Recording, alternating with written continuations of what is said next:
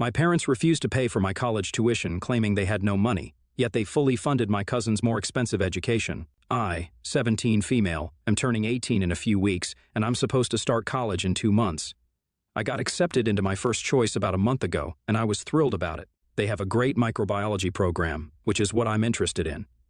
Unfortunately, my excitement only lasted until my parents told me that they couldn't afford to send me there, and I had to pick my safety school instead, because that was closer to home and would cost them a lot less. I got into an argument with them over it because it felt really awful that they told me to apply to whichever college I wanted to, but now that it was time to talk about the tuition, they were singing a different tune and were claiming not to have enough money to afford the college I wanted to go to. My dad's a software engineer and my mom's the head of sales at a company, and we live comfortably, so I didn't understand why exactly they were being such misers when it came to my education. I didn't even have siblings that they had to worry about, and to be fair, the tuition was well within their budget. It just seemed unfair to me at the time, but they insisted that they'd go broke paying my tuition and wouldn't be able to save enough to retire. My parents are just in their early 40s, so I don't know what retirement they're talking about because they still have a good 20 or even more years to go. I argued with them over this for several days and tried everything, from anger to begging and even bargaining, because I said that if they funded my education at the college of my choice, then I'd pay the full amount back to them eventually, and they wouldn't have to suffer any losses. They didn't give a damn, and instead told me to start looking into student loans instead of wasting my time arguing with them, or simply give up and go to my safety school instead. I wasn't too keen on the idea of taking a loan because of the risk involved, but after arguing for about a week, I realized that my parents were determined not to give me the money for some reason, and fighting for it would be futile. So I could either go to my safety school and give up on my dream college, or else I could take out a loan and then end up with a ton of debt like so many others. Both the possibilities seemed super bleak to me. I kept researching loans and their pros and cons, and I also applied for a scholarship, but I didn't give up hope. I did give up talking to my parents after our fight, though, because they were being selfish, and I just couldn't bring myself to forgive them for it.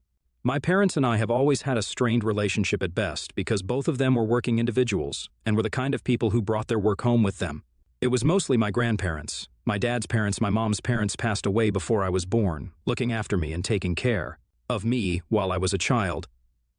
Once I was old enough to be home by myself, they'd leave me alone for hours while they were out for work. Even when they came back home, they weren't particularly interested in me and would only do the bare minimum. They'd talk to me at meals sometimes and ask me about school and my friends, but I could always tell they weren't interested, and I wouldn't try to talk to them either because it just seemed pointless. I'm going to be blunt and just say it. To me, my parents were nothing more than people who paid for things that I needed and would let me live with them. It sounds harsh and makes me seem like a total selfish brat, but you can't really blame me because it was my parents who never really bothered to make an emotional bond with me. As a kid, I tried to get their attention and win them over, but I never could, so I gave up trying after a while since it was clearly pointless. As long as I had a roof over my head, clothes to wear, and food to eat, I was good.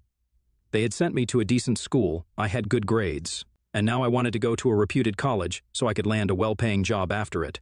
They were going to pay for it because I knew they had that sort of money, and that was the way it was supposed to be. That's the way it has always been. I didn't expect my parents to shower me with love and affection, or even tell me that they were proud of me because of what I'd achieved. But I did expect them to fund my education at the very least because that's the one area where they hadn't let me down yet. But unfortunately, now they've failed as parents there as well. I'm not saying this because they refused to pay for my education, but because about 2 weeks ago, I found out that they were paying for my cousin's education instead. My dad has an older brother, and they have a son who's the same age as I am. He's starting college around the same time, and we do have a couple of friends in common. One of these common friends sent me a picture that my cousin had posted, a picture with my parents who were smiling broadly while hugging him. In the caption of that picture, he thanked my parents for agreeing to sponsor his education and pushing him to chase after his dreams. My cousin had probably blocked me at my parents' request since I couldn't see his profile at all. I hadn't even noticed because he and I weren't close. My friend wasn't aware of my situation and had just sent that screenshot to me to tell me how kind and generous my parents were.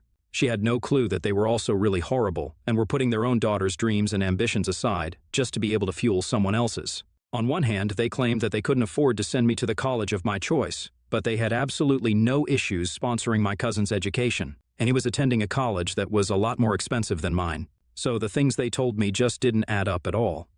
It also made no sense that his father wasn't paying for his tuition because my uncle was a high school teacher at a private school and made enough money to be able to provide for his son. Or at least I think he does because, Judging by their house, they don't live too shabbily, and I'm sure they can afford it if they want to. His mom's not in the picture anymore, but they do co-parent him. And she's a journalist as far as I know, so it's definitely not about the money for them. My parents weren't at home when I found out, as usual, and I wanted to confront them about it, but I was so pissed off that I decided to go to my grandparents first instead. I share a good relationship with my grandparents, but I hadn't told them anything about what I was going through because my grandma was kind of sick, and I didn't want to be a burden on them. They were reasonably well off and had retired a couple of years back after handing over the reins of their textile business to my great-uncle. It had been the three of them running the business earlier, but my grandparents chose to retire once they hit 60. My great-uncle was still in his mid-50 and had no intention of retiring for a while since he had no family and only wanted to work and travel. All of them still earned well from the business they'd set up together, but my parents had never relied on them for money and had taught me never to take money from them either. I never needed to anyway, so I was okay with it and didn't question it back then.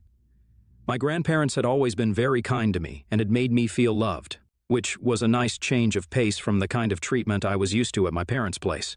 So I'd visit them frequently in the past. Unfortunately, about a year ago, my grandmother was diagnosed with Parkinson's, and then it became kind of difficult for her to do the things she always used to do. So I stopped visiting as much as I used to because, like I already said, I didn't want to be a burden on them. This time, though, I couldn't just sit back and take this sort of bullcrap from my parents and my cousin because it was very obvious that they'd all teamed up against me for some reason. They were sabotaging my chances of going to the college I wanted to on purpose, or at least that's what it looked like to me, and I couldn't just let that happen to me.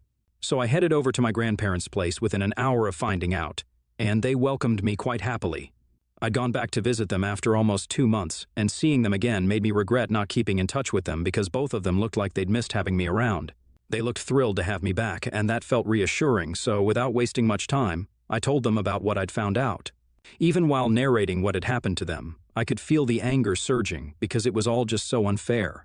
My cousin's grades weren't even as good as mine, and yet for some reason they chose to sponsor him over their own daughter, and they'd even tried to cover it up. So had it not been for that one friend of mine, I might never have found out about their lies at all, and they would have been totally fine with it as well. After I was done telling my grandparents what had happened, they comforted me because I'd started crying while telling them about what I'd been going through. Both of them looked grim and just told me to go home, pack my clothes and any other important belongings, and then come back here.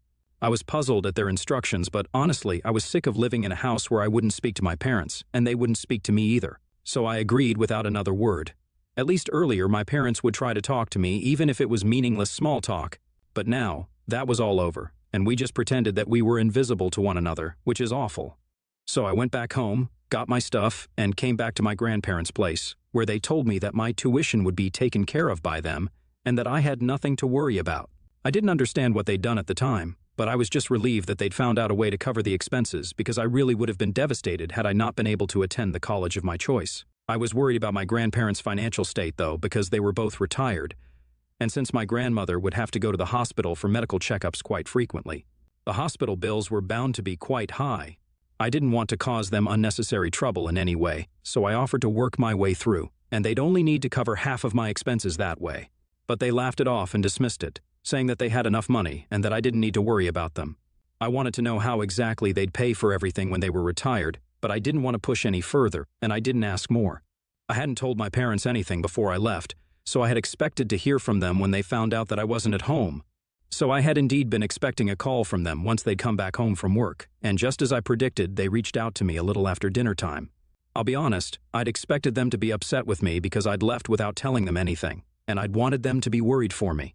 It's petty and makes me sound like an attention seeker, but I just really wanted them to call me out of concern and ask me about my whereabouts so I could finally tell them off about what kind of horrible parents they'd been to me, and then they'd finally feel sorry about what they'd done. Unfortunately, none of it materialized because instead of a phone call from my concerned parents, all I received was a text from them telling me how incredibly disappointed they were in me and that they never even wanted to see me again, much less speak to me. Those were the very first lines of the message, and that threw me off because I hadn't been expecting it at all. But it got even worse as I continued reading their message. Apparently, my uncle had lost his teaching job a couple of weeks ago for insubordination. They didn't elaborate more, but I'm guessing it must have been something big enough for him to get fired since he was a pretty qualified man. His ex-wife is getting remarried in a few months, so she wasn't willing to cover the cost of her son's college tuition either.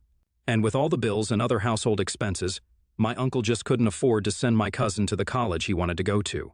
There had been a lot of outrage on my cousin's part when he got to know this, and had been threatening to run away from home. So my parents had stepped in and offered to sponsor him instead. He was planning to major in art, and so it was even more risky for my uncle to invest in his degree because it was unlikely that he'd be able to repay him soon. After college, I'm not throwing shade at art majors, but just being realistic, and that was why my father believed that it would be better for them to pay for his education instead. They said that the reason they'd chosen to sponsor him over me was because he was more in need of it, while I could still get by with loans and such, and he couldn't. I don't know how much of that was true, but that was what they told me. And the reason they were texting me to let me know was because earlier that day, presumably around the time that I'd left to collect my belongings and bring them to my grandparents' house, my grandparents had called my parents and told them that they were cutting all of them out of their will and all of it would go to me instead since they decided to choose my cousin over me. That was why my parents were furious at me for telling my grandparents what they'd done instead of discussing it with them first, which I guess might be a fair point. I don't know if they have a point or not, to be really honest, but I do think that what they did was still kind of messed up. I understand that this was coming from a place of concern for my cousin, but even then, I should have been their first choice and not my cousin. That just really hurt me, and I think anyone else in my place would have felt the same way. So when I received the text from my parents, I didn't respond to it because I didn't know what they'd expected me to say.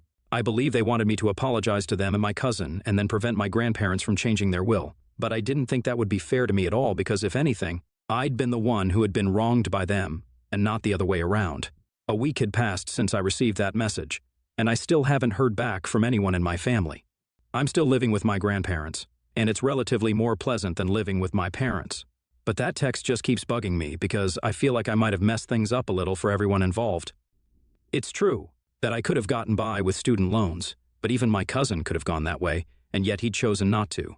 But I was expected to just because he was being an immature brat who thought running away from home was a reasonable solution to his problems. I'd always known my cousin to be kind of bratty and downright annoying when he wouldn't get his way, but I'd thought he'd grown out of that behavior. Unfortunately, he hasn't, and now I've had to bear the brunt of that. I don't know if I should talk to my grandparents about the inheritance thing though, because that's really their decision. At the same time, I don't need all that money, and I guess my parents and my uncle would need it in the future. I feel like I'm hoarding it and being cruel to them by depriving them of their inheritance and hogging it all to myself, and that I maybe should have at least talked to my parents before I came running to my grandparents to complain about what they'd done.